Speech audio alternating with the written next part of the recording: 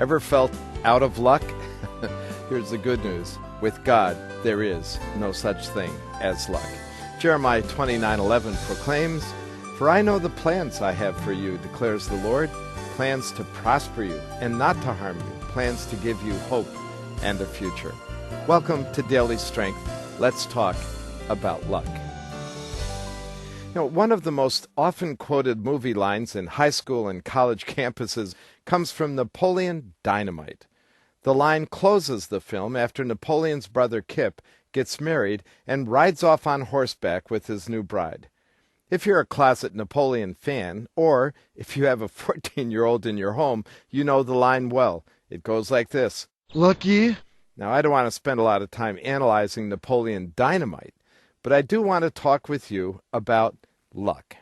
First, it's important to know that the words luck, and for that matter, coincidence, are not in God's vocabulary. God's hand is at work in every situation, coordinating every detail to accomplish His purposes for His glory and our good. No event in your life is ever random. No moment is beyond His notice or beyond His control. Christian thinkers and writers have often called this the providence of God, and given its importance, let's think through its implication for your life and mine. At one extreme, the providence of God is challenged by postmodern thinkers who tell us that everything happens by chance.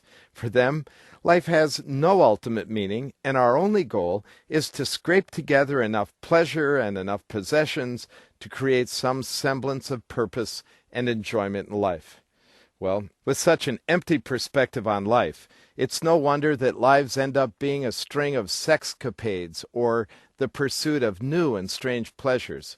It answers the question why binge drinking on college campuses are at an all-time high. At the other end of the spectrum is the distortion of God's providence by assigning everything in life to fate. A fate that portrays us as victims of circumstances that are entirely outside of our control, leaving us to twist in the whims of a capricious being who manipulates our lives for his own amusement. Well, it's time for us to get a biblical life about luck, randomness, fate, and the providence of a good and powerful God. The God described in the Bible loves His creation passionately and has plans for His people that are supremely good. Not plans of calamity and despair, but plans that are good.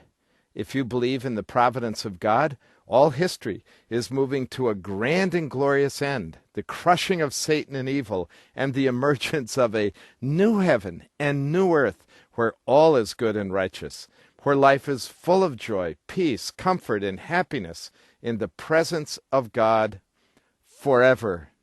Now, I'll be the first to admit that trusting in God's providence is hard to do when it comes to difficult circumstances over which you and I have no control. God's work, though, is often behind the scenes, hidden from our view. He doesn't give us a play-by-play on everything He is doing to coordinate the details of His providential plans. In fact, often His work is most clearly seen in the rearview mirror. But I've looked back enough times to see and trust that my life is not a product of good or bad luck, or of random coincidences.